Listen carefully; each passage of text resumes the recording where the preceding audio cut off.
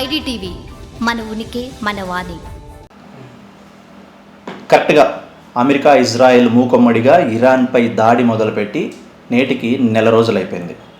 తాజాగా అయితే Iran Gulf దేశాల మీద విచ్చలవిడిగా కూడా తన క్షిపణులతో రాకెట్లతోనూ ఈ డ్రోన్లతోనూ విరుచుకుపడుతున్న పరిస్థితి.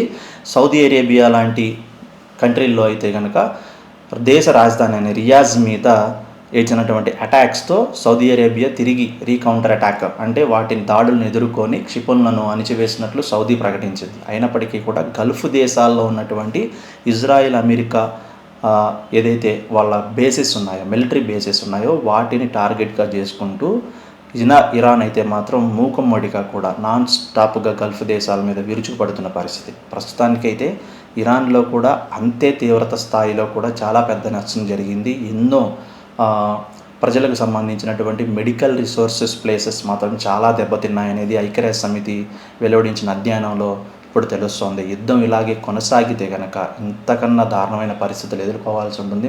ముందు చాలా అధ్వానమైనటువంటి పరిస్థితులు అటు గల్ఫ్ దేశాలు కానివ్వండి, ఇరాన్ కానివ్వండి, ఇజ్రాయెల్ కానివ్వండి. ఇజ్రాయెల్లో కూడా చాలా ప్రాంతాల వరకు కూడా మెడికల్ క్యాంపస్ ఏదైతే ఉన్నాయో ఈ మెడికల్కి సంబంధించిన క్యాంప్స్ ఏదైతే రెడీ చేశారో ఈ యుద్ధంలో గాయపడిన వాళ్ళు కానివ్వండి, అలాగే ఇజ్రాయెల్ సైన్యం కూడా చాలా వరకు కూడా దెబ్బతిన్నట్లు ప్రకటించుకుంది. ఇటు ఇరాన్ సైన్యం కానివ్వండి అందరూ ఇరువైపులా కూడా భారీ నష్టమే జరుగుతోంది. కానీ ఇటు గల్ఫ్ దేశాలు ఉన్నటువంటి వాతావరణం కూడా పూర్తిగా దెబ్బతిన్న పరిస్థితి. అంటే కొన్ని ప్రాంతాలలో అయితే ఈ మిలిటరీ బేసెస్ని టార్గెట్గా ఇరాన్ ఎక్కడైతే దాడులు చేసిందో ఆయా ప్రాంతాల వరకు అయితే మాత్రం ఒక సైరన్ హెచ్చరికలాగా జారీ చేశారు. అక్కడ ప్రజలు ఎవరు ఉండకూడదు అన్నట్టుగా కూడాను చుట్టుపక్కల ప్రాంతాలన్నీ కూడా చాలా నిర్బంధం అండ్ భయాందకరంగా మారాయన్నమాట.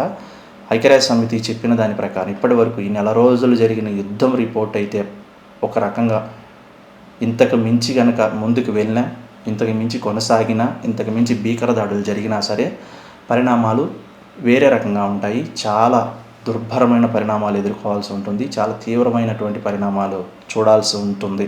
దాని ఎఫెక్టు ప్రపంచం మొత్తం మీద కూడా కనిపించబోతుందంటూ ఒక హెచ్చరిక, ఒక సూచన. అంటే ఇక ఇంతకన్నా కొనసాగితే చాలా ప్రమాదకరం. ఆయా దేశాలకే కాదు ప్రపంచ దేశాలకు కూడా ఆర్థికంగాను అటు ఇతర మార్గాల పరంగాను వ్యాపారపరంగా వాణిజ్యపరంగాను అన్ని రకాలుగాను నష్టం వాటిల్లే అవకాశం ఉంటుందంటూ హెచ్చరిక ఇచ్చింది.